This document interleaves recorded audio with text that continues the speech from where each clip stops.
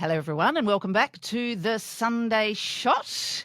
Confess we have pre-recorded this slightly because as we go to air this morning, I am on my way down to lovely Arthur Boyd's studio in Bundanon for a play reading wearing my arts hat. But we're currently here on Gadigal land and ready to start chatting to you about all things that took place political over this week. I am joined as ever by my co-host, Dave Milner. Dave, welcome. Thank you. Happy Sunday morning. Wink, wink, nudge, nudge. Yes. Now, today we are joined again in the studio, which is one of the benefits of a pre-record, is that we can have the fabulous Amy Remekis join us. Hello. Thank you so much for having me back. We are thrilled to have you, and making their debut on the Sunday Shot this week is expert in international affairs from Deakin University, Dr. Scott Burchill. Scott, thank you very much for joining us this week. It's great to be here. So this week we've had the fallout from what really was, I think, an unexpectedly huge protest on the Harbour Bridge last Sunday. As we finished the Sunday Shot, I was dashing off to get to the Harbour Bridge. I shouldn't have worried about being late because the just enormity of the numbers meant that it took like hours for everybody to be able to converge and then get over the bridge itself. For those of us who were allowed to, the police did turn back a few tens and tens of thousands to avoid a crush on the other side. The numbers were pretty extraordinary. Scott, what do you think that says about the way that the people are thinking about the carnage in Gaza versus the way that some of our governments have been approaching the issue? I think the significance of it is the comments made by the Prime Minister almost immediately after the march, acknowledging the size of the crowd, and that all adds to the pressure that is mounting on the government to commit to recognising Palestine, which, if you read the tea leaves, suggests that this is going to occur in September, along with a number of other countries who have sort of indicated that they will do so at the UN meeting during that month. So I think it's all part of the mix of keeping public pressure on government, which is most concerned about the gap between its position and government and popular opinion growing too large. And that's been their concern now, I think, for about, really for the 650 days since the October 7th, 2023 attacks. They've tried to stay ahead of public opinion, but the gap got to the point where they came under enormous criticism for expressing words but no actions in response to it. And I think these marches and public pressure has forced the government, whether it's reluctant or not, to head towards acknowledgement of Palestine in September. And I think that's perhaps the timing of that has been decided by the public rather than the government.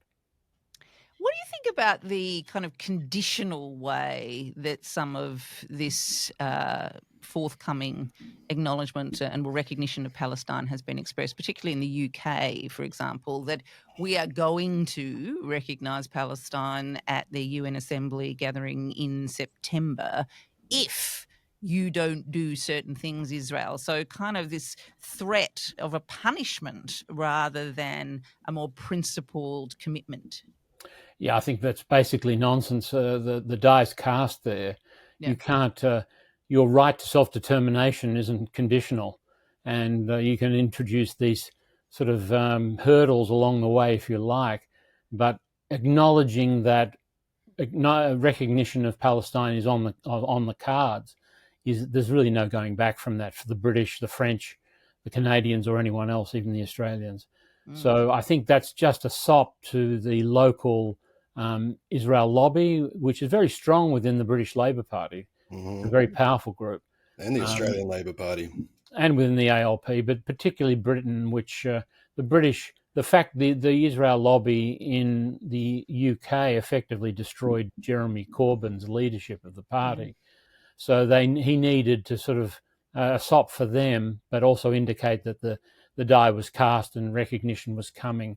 And as each country adds to the list, and we saw Japan indicate 2 days ago that they were going to recognise Singapore as well, I think. Singapore, they were going to recognise the momentum is clear now, and it's almost impossible for countries like the UK to avoid the stampede.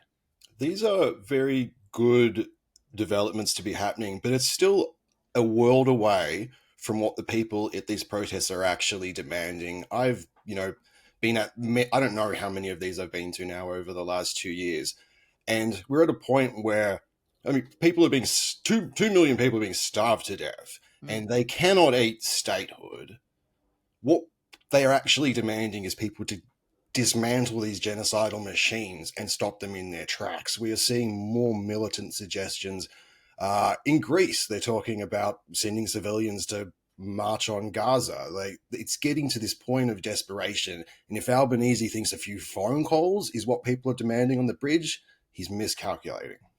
Oh, I agree, but I think interesting you bring up the Greek example where the mayor of Athens has basically said you can, to Israeli tourists, you can disappear if you like. Then we're not going to put stuff on your ships. We're going to close the Israeli embassy in Athens, I think, is shut down. And it's certainly not by itself a sufficient response to what's going on in Gaza, but it is symbolically significant. And the analogy that I would use in comparison is whenever the Israelis see a Palestinian flag, no matter where it is, they tear it down. They do not want to see any symbols of an alternative state coming up in the area. So whilst by no means a sufficient response to what is a genocide in Gaza and the starvation of millions of people, it is a significant step which can't be reversed. And symbolically, that has value, even if only at a symbolic level, because what it's saying is that the days of, until, of putting it off until another time have disappeared. And it's going to increasingly isolate Israel, but it's also, perhaps even more significantly, going to isolate the United States, because it will be the last country to come on board, and it will look like an outlier, which it actually is. And Amy, we've seen the pressure being felt potentially by Netanyahu with his statements this week that they are actually going to move in and occupy all of Gaza. I mean, they're obviously controlling it at the moment, but this idea that in come the rest of the troops to control it overwhelmingly. I mean, that seems to be a response to what is going on at a geopolitical level, but also an indication that they continue to believe that they can behave with a degree of impunity. Well, it's not surprising that they can think that they can do this, because it's 75 years of military occupation. It's the longest military occupation in the modern world. There's been no pushback. There's not been a single red line that has been set and not crossed, and there has been no consequences for that. They are deliberately starving a civilian population. There has been no consequences for that. They are continuing to drop bombs from the air as well as do ground assaults on civilian populations. There has been no consequences for that. There has not been a single consequence for anything that has happened, not just since October 7, 2023, but before that as well. Not a single consequence. So, of course, Israel can now openly say what it was always intending to do, which was fully occupy Gaza.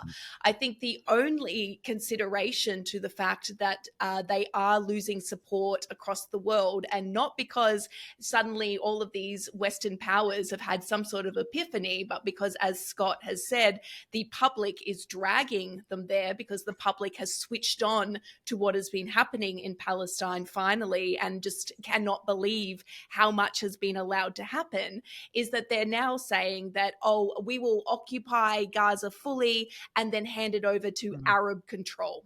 And that is the only consideration that Netanyahu has given to the fact that he is losing support. So he knows at some level that his government is unable to openly say, we're not leaving Gaza.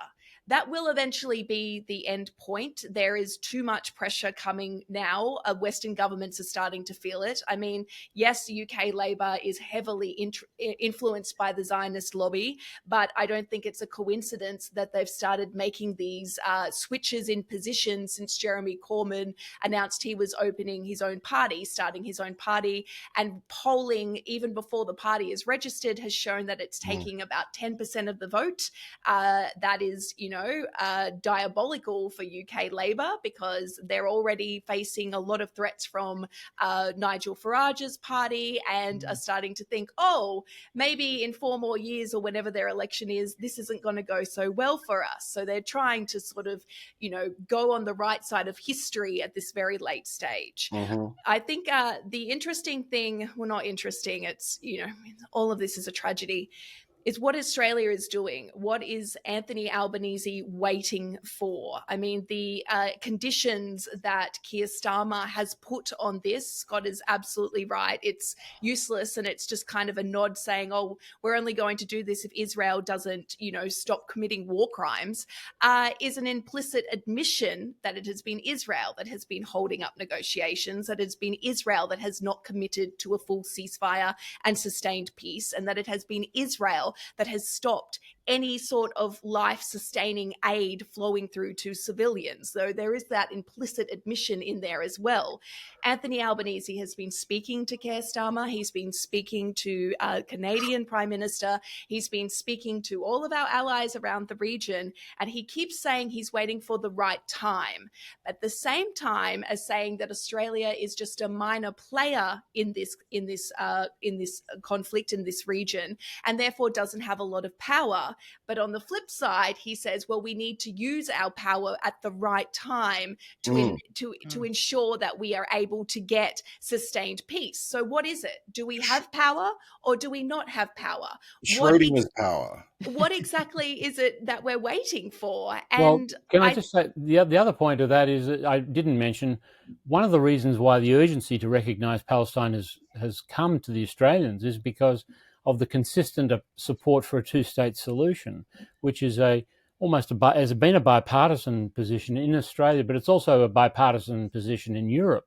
Now, if the component parts of that state are disappearing, you've got two choices. You either abandon a two-state solution because there is no state to indicate what it would be, or you say, well, we have to get in and recognise something now before the entire thing gets disappeared, whether it's Gaza in terms of a complete occupation and the further extension of settlements within the West Bank. So in a sense, the logic of their own policy position is driving them to say, well, and Penny Wong, I think, admitted this the other day, that there would be nothing to recognise if we don't do it now.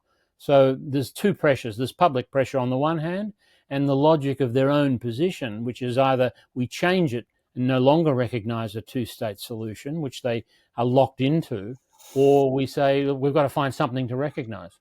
Talk of the two-state solution in the West, I find it very frustrating because it, again, to go back to what the people in the bridge are demanding, that is not what they are talking about, because it's that centrist hair splitting where we're not actually going to address the problem. We're just going to do some PR. And it's even Bernie Sanders is trying to pass this off as just a Netanyahu problem, not the fact that Israel is an inherently genocidal project. It can't exist without doing this. We have seen this across 78 years. Like, that is fundamentally the point. So talk of a two-state solution when one of those states is fundamentally inherently genocidal is more kicking the can down the road while people starve to death. That's how I read it. Well, I agree with you, but it's a major change from what has been up until now, the policy approach of Australian governments, of both political persuasion. So, yes, I agree with you. It's by no means a significant response to the appalling conditions within Gaza and in the West Bank, but it's an irreversible trend which you need to sort of step back one stage from and say, okay, we see where the contours of history are moving here, and there's no going back. Once we lock this into a recognition of a state, we have to start talking about where that state is, which territory is that state.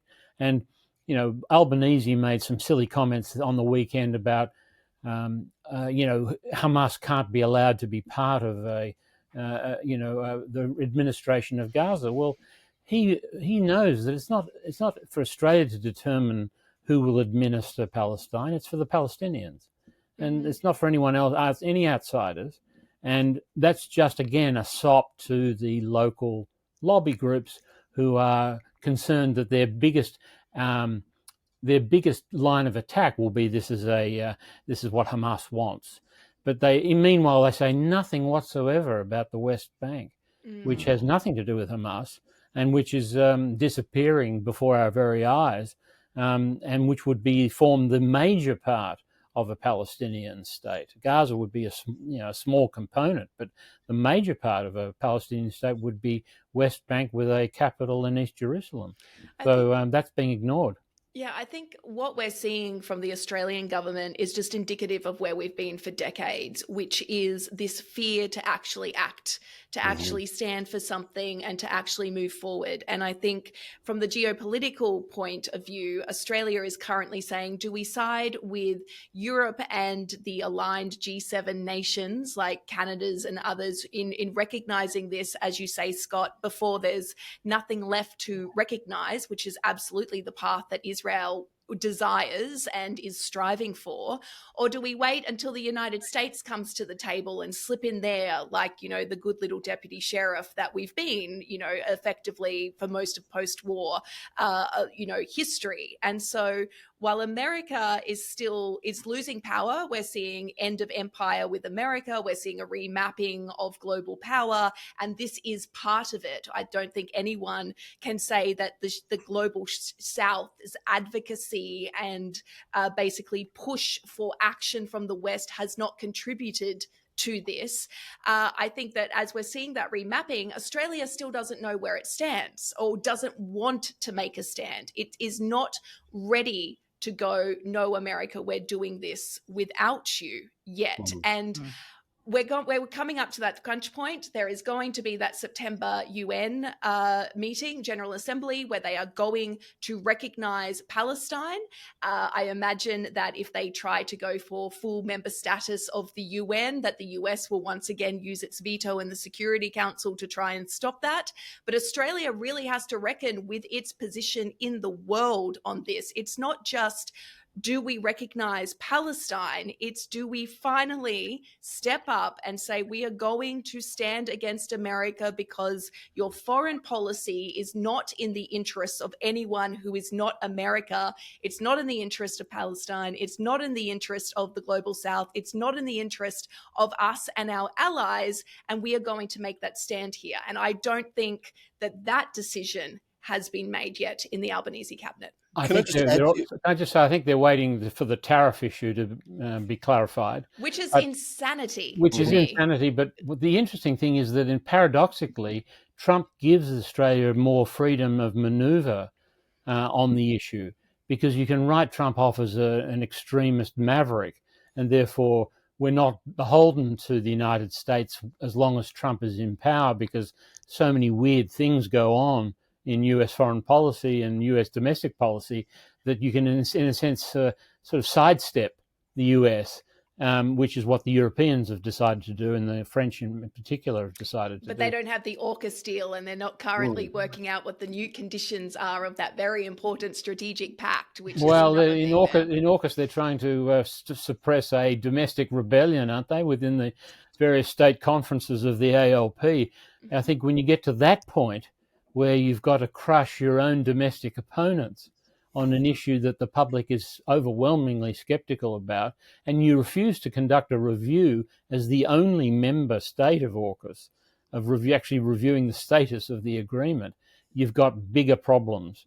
And I think Albanese's biggest problem with AUKUS is not the United States or the UK, it's with his own party domestically, who are increasingly well informed about the problems with AUKUS. And I'm not sure how he's going to overcome those. Well, I don't think think the he problem, one of the reasons he doesn't want to conduct a review is because he knows then that any kind of forensic analysis just of the practicalities of the provision of these damn boats would indicate the whole thing is just resting on completely ridiculous and unstable ground. Dave? But here's the thing, though, that's extremely obvious to absolutely anybody that's paying attention whatsoever, as is what's been happening in Palestine. But there is still this disconnect between the actions of supposed Western democracies and the will of the people. And I keep going back to the last series of elections on these existential issues. There is no difference of opinion whatsoever. You cannot, on climate, on growing wealth inequality, on ever-rolling forever wars and genocide, like they are uniparty aligned with American imperial interests. Well, that does lead us quite neatly into the interview that we have with Richard Dennis, your colleague there, Amy, who has just written an excellent new essay for the Australia Institute's new imprint, Dead Centre, How Political Pragmatism is Killing Us. So we'll go to the interview, and then flowing out of that, there's a whole range of issues that will be interesting for us to get into. Richard Dennis, welcome back to the Sunday Shot. Thanks so much for having me. Now, today we are talking about your new book, Dead Centre, How Political Pragmatism is Killing Us. But let's start with how centrism frames the debate here in Australia and when it comes to our political class. I guess there's two ways of thinking about it. One is that kind of anywhere in between the Labor and Liberal Party is the centre. And I think the media really play in that space. And if you propose that maybe Australia should do something that neither major party wants, oh, well, that's extreme. That's extreme. Or worse, that's not very pragmatic, Richard. You know, that's not really going to happen, is it? So we really allow the current politics of the Labor Party and the current politics of the Liberal Party to define what's pragmatic, achievable, or sensible. And then outside the sensible centre are the crazy extremes. But, you know, go back to 2007. John Howard supported a carbon price. Kevin Rudd supported a carbon price. A carbon price apparently was centrist in 2007. But, oh, Richard, that's just crazy and not very pragmatic.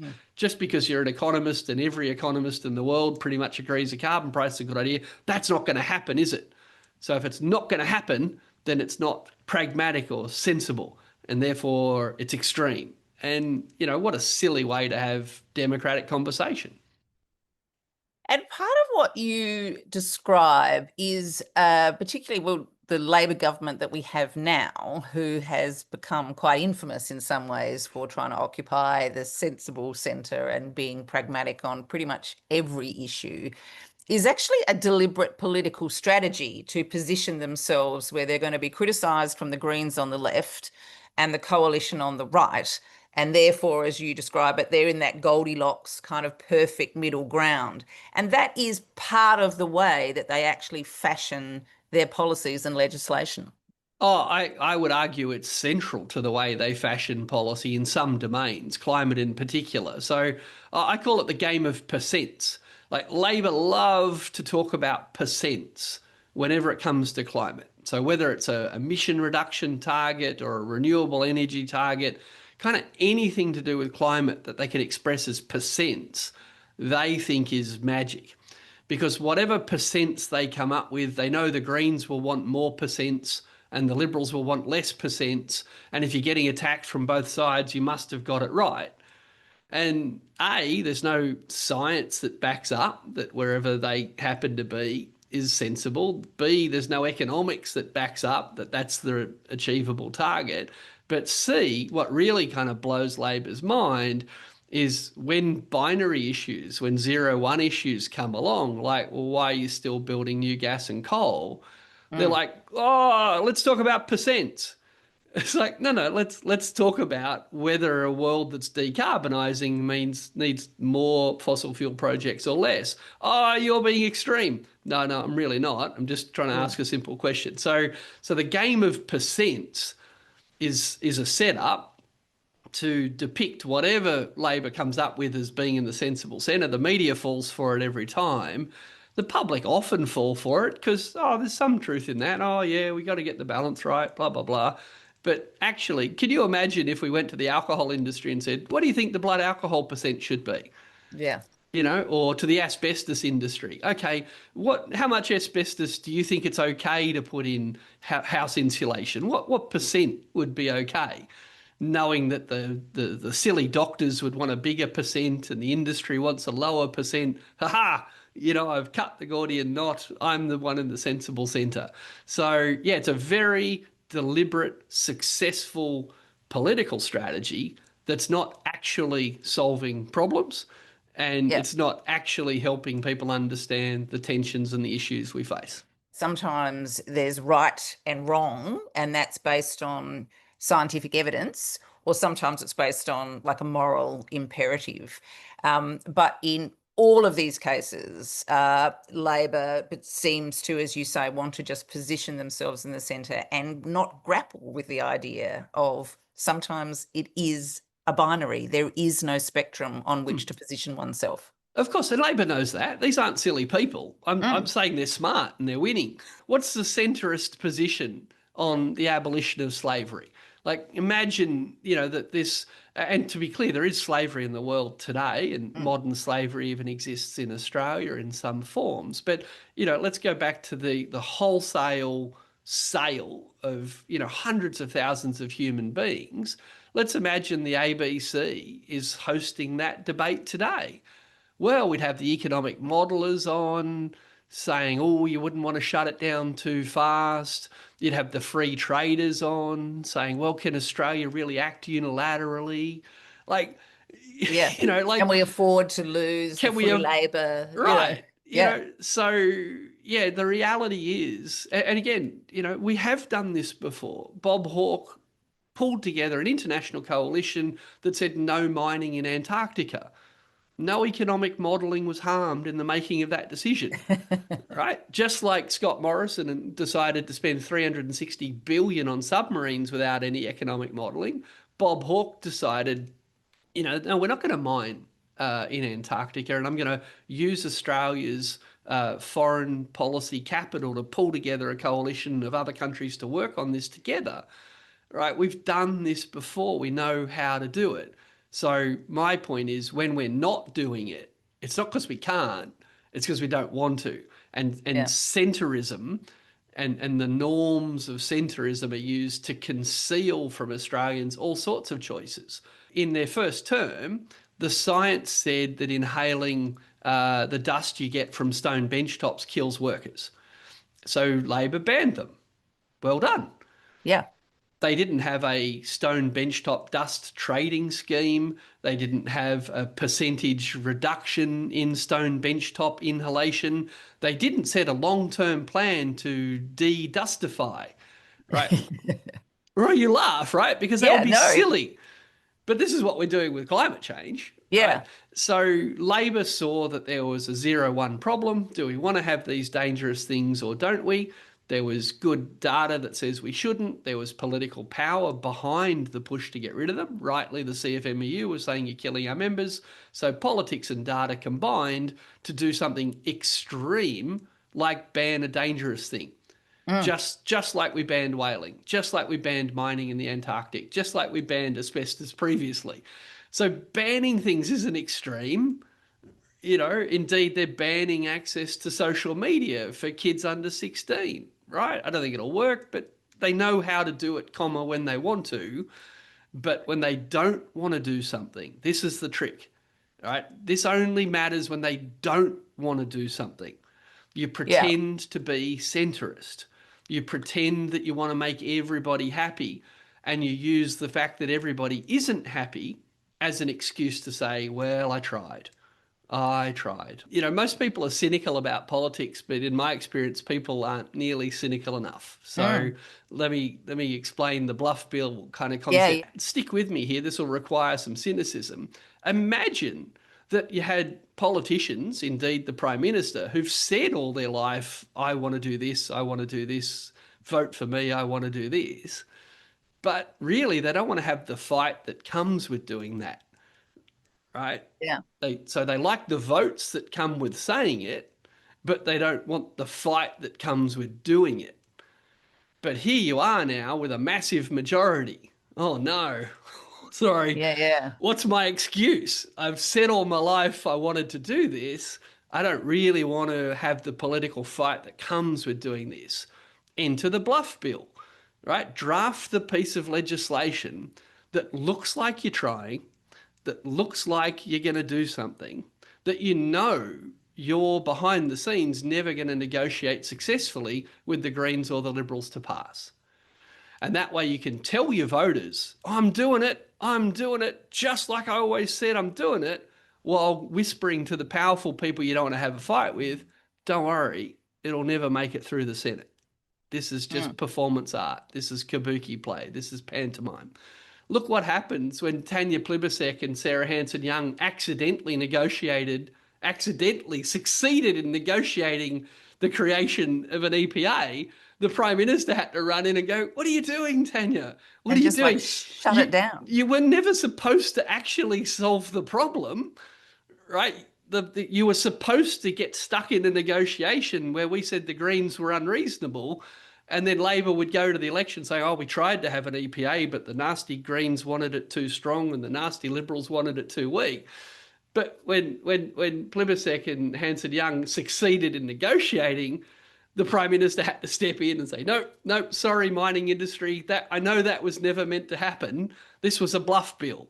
But to be clear, John Howard didn't govern like that. Gough Whitlam didn't govern like that. And indeed, when Anthony Albanese wanted industrial relations reforms passed or wanted to ban stone benchtops, that's not how he behaved.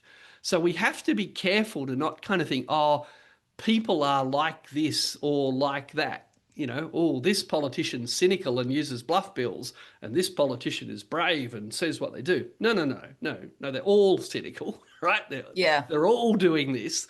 The question is, can I spot when they're serious and when they're not, right? Because one thing, though, that does seem frustrating for those of us who are on the progressive side of politics is that it often is the progressive issues that get kicked down the road. And whether it's something existential like kind of climate, or it is just more wholesale tax reform in order to be able to provide better services. We could do all these things, but that Overton window shift seems to have been at the expense of more courageous, ambitious, progressive agendas. Progressive people, broadly defined, and the Labor Party are more afraid of getting criticised from the right than conservative governments are afraid of getting criticised from the left.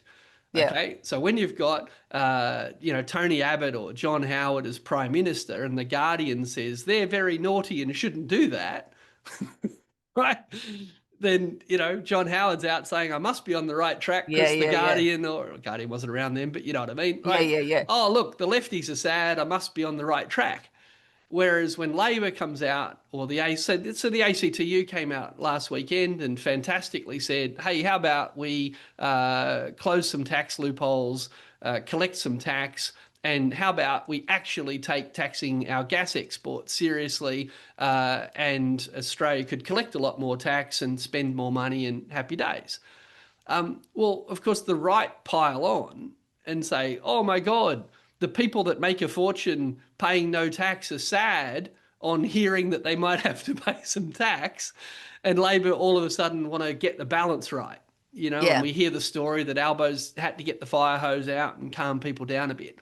So again, Labor are more likely to give a veto to the right, whether it's in Parliament and the Liberals with the Corruption Commission, or in the public debate and the Business Council and, a policy idea, Labor are far more likely to give a veto to the right than the right is ever likely to give a veto to the left. Put another way, it takes drive and determination and the willingness to have a fight to get stuff done. And I would argue the right in Australia are more gung-ho about the need to do that, while a lot of people on the left have kind of drunk a lot of neoliberal Kool-Aid or are just more conflict averse. And in turn, they're always waiting for permission.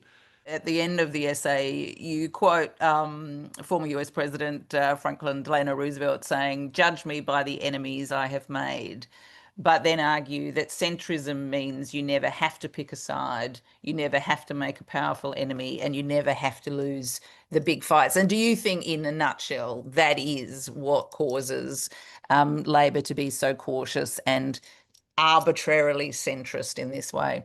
Absolutely. Regardless of whether it's the actual values of the people or the decision-making process of the group of people, the consequence is they keep trying to find a middle path that avoids conflict, or a middle path that actually blocks any action at all, instead of just saying, no, you know what, this is the right thing to do. I know how to make a sales pitch for it. These people will be sad at the end of it, but guess what? Unions were sad at the end of work choices. John Howard didn't ring and say, would you mind terribly if I did this? So, here we are, one of the richest countries in the world, giving away half the gas we export for free, pretending that we can't afford to spend more on health or education, when actually all that's going on is we don't want to have a fight with the gas industry. It's okay for a Prime Minister to say, look, I'd rather not spend more money on health and education because I don't want to have a fight with the gas industry. Okay, I wouldn't make that choice, but that's a legitimate choice. But to pretend that one of the richest countries in the world, the third largest fossil fuel exporter in the world, has got a shortage of gas, and that we better not tax the gas industry or they'll be sad. I mean, that's just silly. It's centrist because both major parties want to avoid a fight with the gas industry. So it's centrist to just kind of placate the angry gas industry rather than do what I think is better for the country. But just because both parties agree on it doesn't make it a good idea. So there we go. I mean, the argument that we're actually not cynical enough about politics was pretty scarifying, I have to say. But this notion, this great quote that Richard has, that the government conceals a lack of ambition behind a cloak of activity and is actually developing legislation and introducing it into Parliament, knowing and indeed wanting it to then fail so that they can point to the fact that they have done something, anything, even if nothing has actually been achieved. Amy, is this something that you've observed when you've been in the press gallery previously? Yeah, and I'm still in the press gallery. I'm contributing editor of the New Daily, so I still report on politics for the New Daily. And I was watching very closely the first sitting of Parliament because I was like, well, we're going to find out what Labor's going to do with all of this power. And the answer of that at the end of that first sitting session was the least they can do. So that is what Labor is doing, the least they can do. And the Labor and the centre, what is left of centre left politics in the mainstream in Australia, which Labor would still claim that they're centre left, I would say that they're centre, has convinced everyone that everything needs to be done with bipartisan support. And the Conservatives never do that. They never say, if we don't get Labor on board, we're not going to pass this national security legislation. We're not going to impinge on people's rights. We're not going to put, workers under the foot of employers. Like they never do that. But Labor always comes in since pretty much the Rudd-Gillard years, and says we need to do everything with bipartisan support. And they also have kind of switched this idea of what bipartisan support means, because it's not so comprehensively winning the argument that your opponents have no choice but to get on board with what you're doing because that's where the public is. Now it's chipping away at the tiny little offering that you've put up until they agree to pass it with you. And if they don't agree to pass it with you, well, then we don't have bipartisan support and we can't do anything, which is based in this ridiculous and lie of an idea that if they did it without bipartisan support, then the other guys will just get in and undo it, and that would be worse, which is frankly ridiculous because every parliament is in control of its own destiny. It doesn't matter if they agree or they disagree. When they are in parliament and in government, they can do whatever they have the votes for. That's how it works. And yet Labor has just convinced so many people, including among the press gallery, that all of this has to be done with bipartisan support because that is the sensible center. That is the sensible way that you make policy. And they're not sensible times. They're not middle of the road times. We actually need reform. We need a government to govern and make decisions and not outsource it to the guys that everyone just a few months ago said, no way, get fucked. We do not want that in our parliament. So that is interesting, Scott, isn't it? I mean, they effectively are giving the opposition, or certainly in their first term, they were giving the opposition the power of veto over really key areas of their policy agenda. I mean, do you think in that kind of context that there are, as Richard was suggesting, there are things that they genuinely don't want to do, like have public hearings for NAC, for example, so they involve the coalition? Or there are things that they do want to do, but they don't want to have to suffer the blowback if they do them. So they won't go beyond what's politically expedient or what is shared political space. Look, I think they are risk averse, and that's a problem for all people. Anyone who's risk averse shouldn't probably go into politics. It should be disqualified, I think. But on the other hand, there is a desire to avoid appearing as if they are have a conviction that they've developed over time. One of the strengths of Whitlam's approach was that he was prepared to lose a couple of elections on the basis of policies that he was required to sell to the public. And it took him a couple of terms to do that, to explain the policy, to ridicule and undermine the opposing ideas to those policies, so that by the time he did get into power, he could not be accused of suddenly launching and dumping a unknown policy on the public. He would say, well, we've been advocating this for some time. We've explained what we stand for, and therefore you shouldn't be surprised by anything that we're now bringing forward. But that approach seems to have been abandoned, even by governments like this one, which have got into power on the basis of a significant majority. It's almost as if, look, I haven't read Richard's book, but there's another good book called The Extreme Centre by Tariq Ali, an old friend of mine. And there's also, he builds on the work of people like Chomsky, who argue that the holy grail of opinion management in modern democracies is to narrow the parameters of legitimate political argument so that everything coalesces around the centre, because by pulling the margins in to a very, almost close to each other, it's easier then to dismiss, as Richard said, any ideas that fall outside that spectrum as being extreme or out of control or, ridiculous. And, that's something you have to consciously work against if you stand for something. One of the things that I've criticised the Labor government for, particularly on issues like Palestine, is the idea that somehow or other they really do want to do good, but they're constrained by factors beyond their control, and therefore they don't get around to doing it. Whereas the truth is they don't believe in it. And that's the hard thing for people on the progressive side of politics to understand, is that these are technocrats. They're there to get themselves back into power. They want 2 terms to get their pensions secured. They want, they want to be able to attend the functions every night and during the week and get invited to all the usual celebrations. These are not people who are somehow held back by factors that are beyond their control.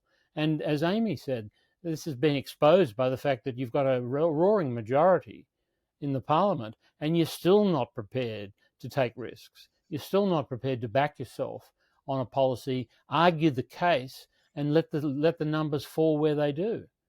So my view is that unfortunately politics is now attracted. The people who are attracted to politics these days are those who are predominantly time servers. They want to hang on to their, they want gainful employment for 2 terms.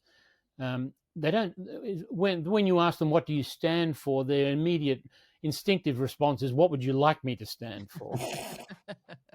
In other words, they don't have anything internal to argue. I'm far more comfortable with a right-wing conservative who argues a case very strongly that I completely disagree with, because at least I know where they stand. It's less disingenuous, isn't it? You can actually respect the honesty in their words, whereas it's complete distortion of reality, the Labor Party position, that we're actually really humanitarian. We're just going to keep selling the non-lethal parts of the big death plane.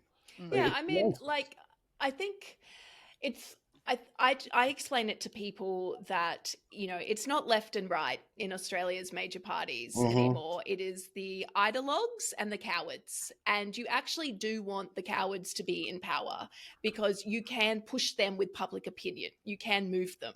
You will not be able to move an ideologue, though. If they're going to do what they want to do because they do truly, it is more intellectually and emotionally honest, they do truly believe that that's what that should be what's happening because that's what they want. You can shift political cowards, though, because as Scott says, they don't actually stand for anything. So you can move them with public opinion.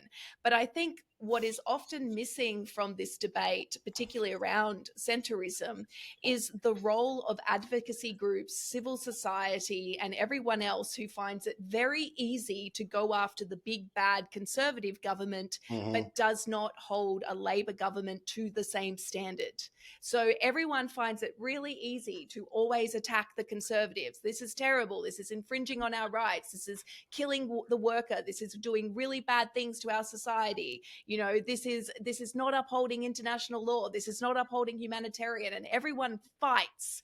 And then we get a Labor government, and suddenly the same thing that is impacting Labor using power starts to impact all of these groups. And I'm talking in the mainstream. I'm not talking the groups that we know do continue to agitate, like the Anti-Poverty Centre, who have done amazing work trying to shift the Overton window of what is acceptable discussion and debate and policy around poverty, for instance.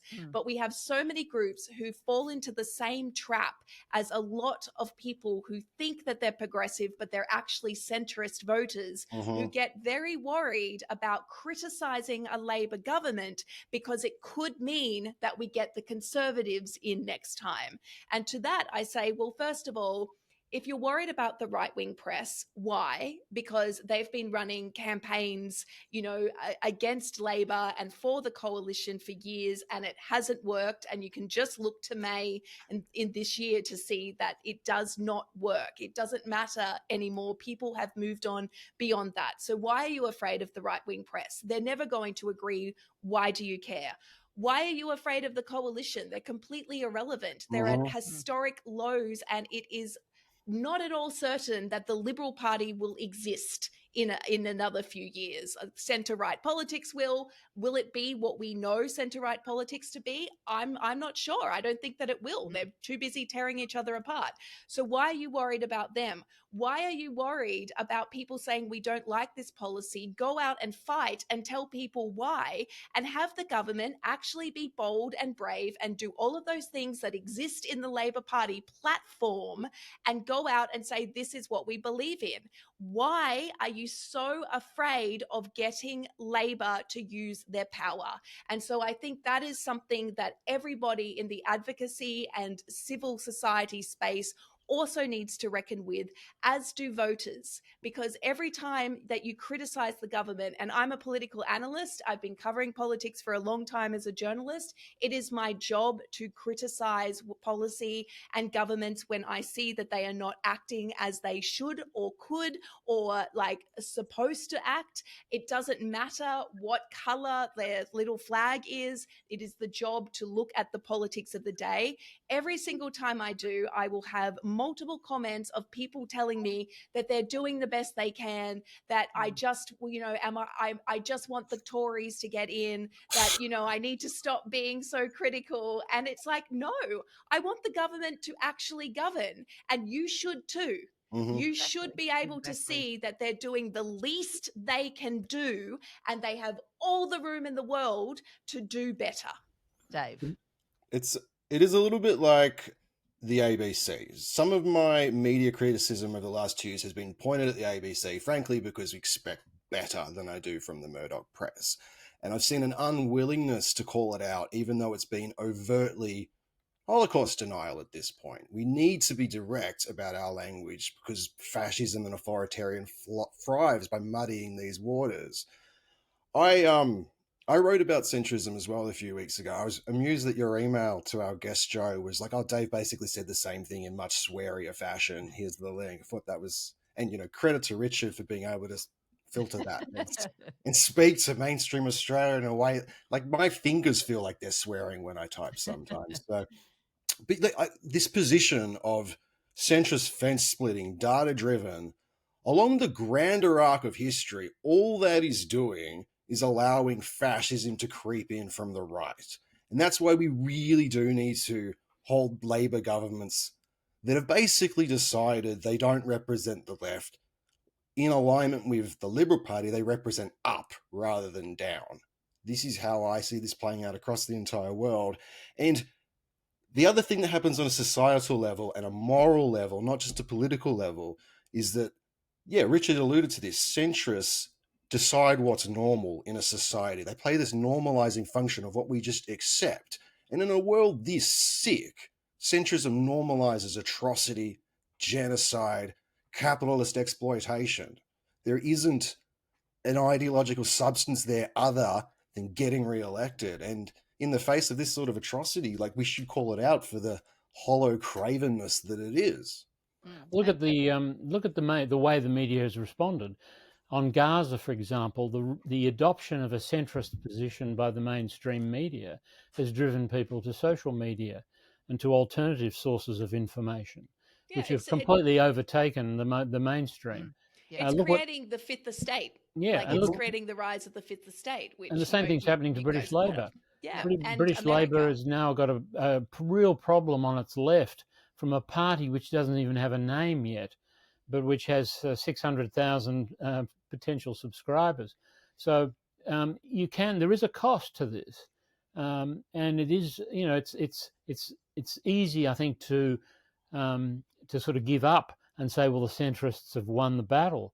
But there are actually ways around this, and you can see them if you look carefully. People no longer buy newspapers in the mainstream for information or watch the ABC because the ABC journalists are recruited from exactly the same pool as the commercial journalists are. Why would you expect them to be any different? Mm-hmm. There's no public service or public broadcasting ethos anymore. They're just recruited from the same sources. It's like a revolving door.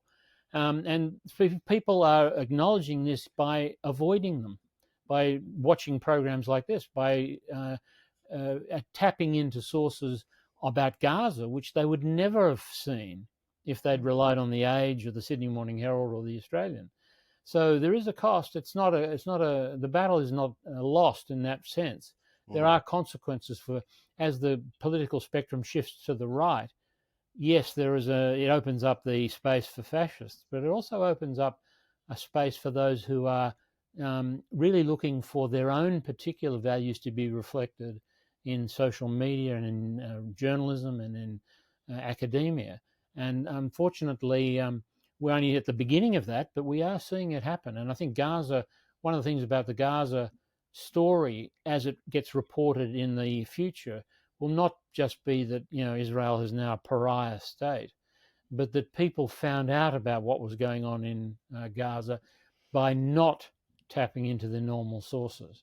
And I don't know if you've been following what the 9 newspapers have been covering, there's been an enormous shift since the starvation issue became an issue, as if somehow or other starving kids to death is worse than bombing them.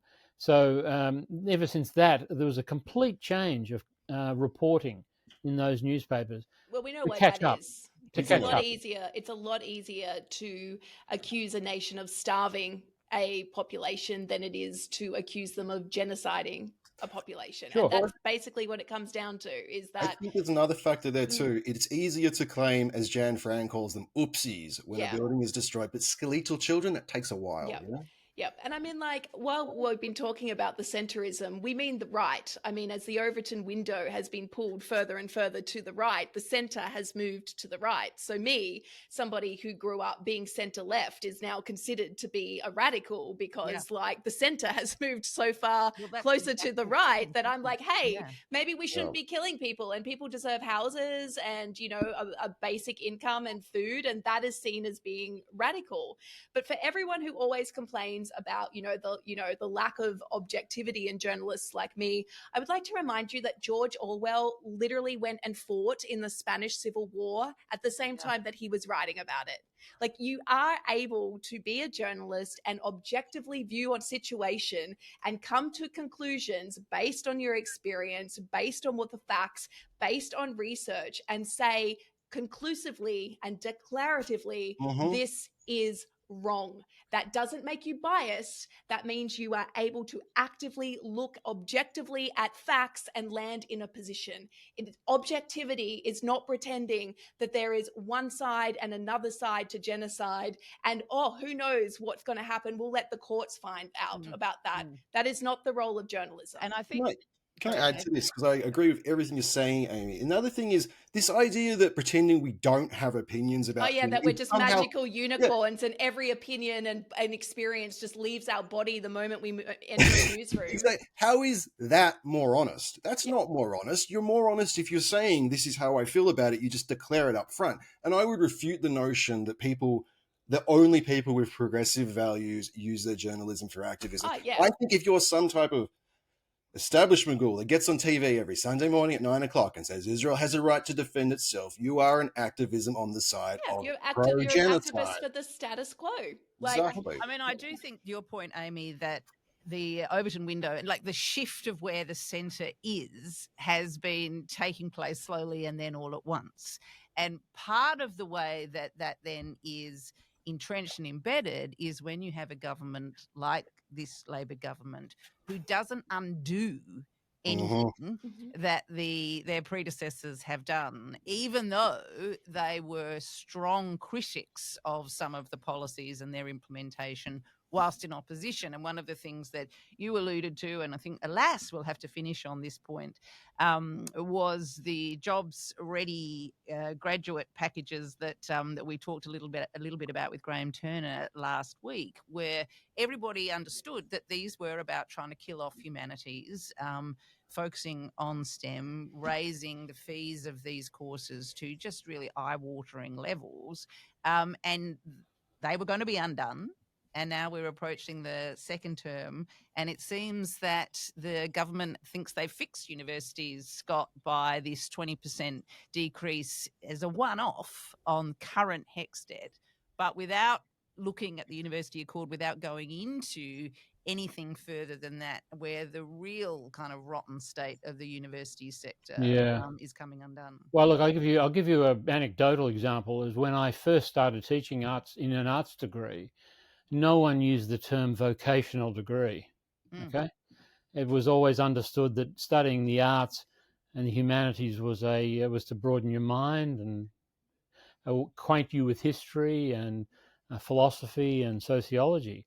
Now, the first point of advertising an arts degree at virtually every university in the country is these are the jobs that you will get if you study for it. So there's been the universities have got themselves to blame for this, that they've gone along with this idea of making, higher education only a vocational pursuit, that it qualifies you for employment.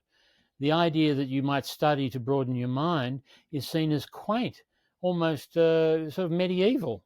And if you were to have a conversation with a senior manager of a university about the non-vocational aspects of an arts degree, they'd start thinking you were talking in a language they didn't even understand. They just sort of turn their head and go, "What the hell are you talking about? It makes no sense whatsoever."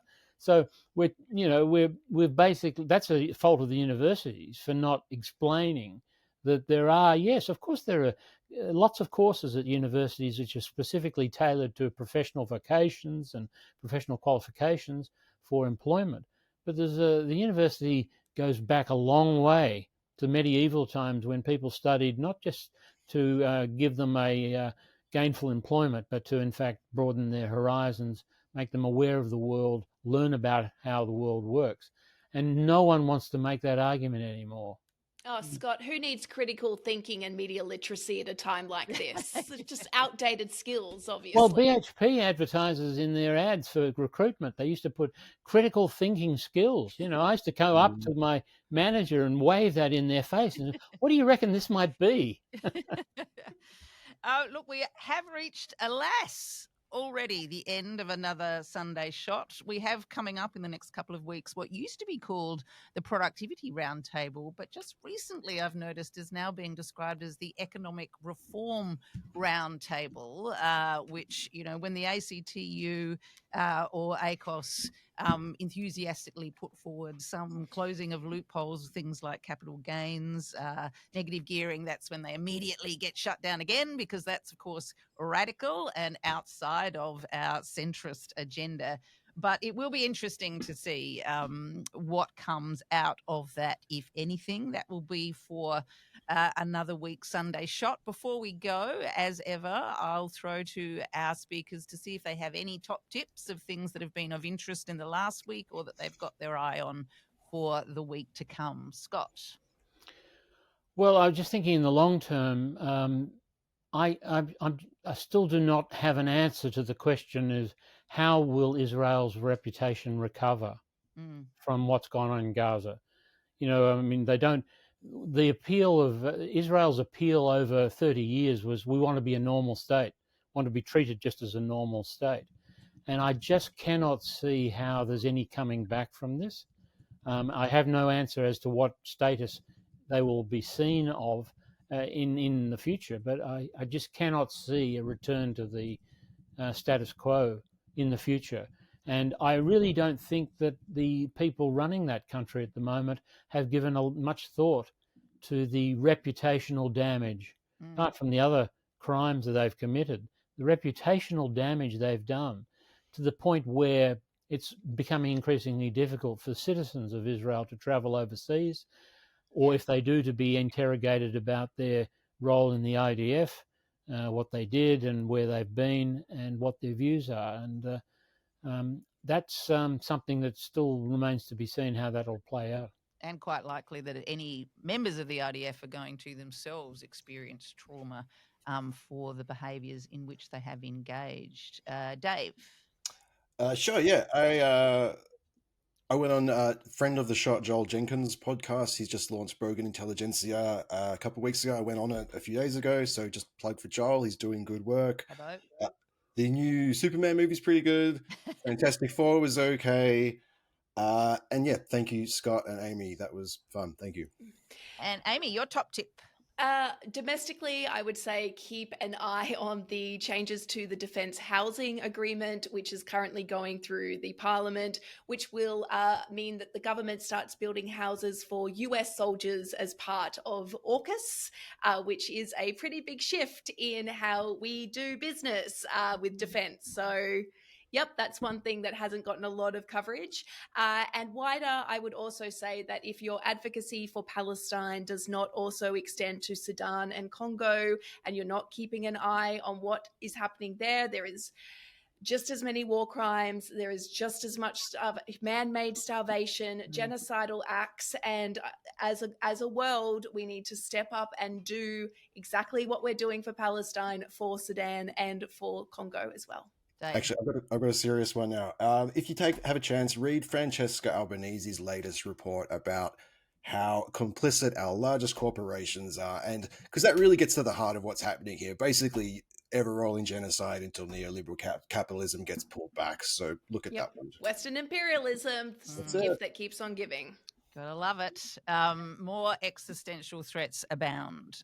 So thank you to Scott and Amy for joining us on this weekend's Sunday Shot. Thank you, as ever, to our viewers for tuning in, whether on YouTube or via audio alone. If you like what we do, please not just like and subscribe and, feed the algorithmic gods, but also consider a small donation if you have the capacity to do so that we can cover the hard costs that we confront every week to get this up and happening. But thank you all again, and we'll see you next week.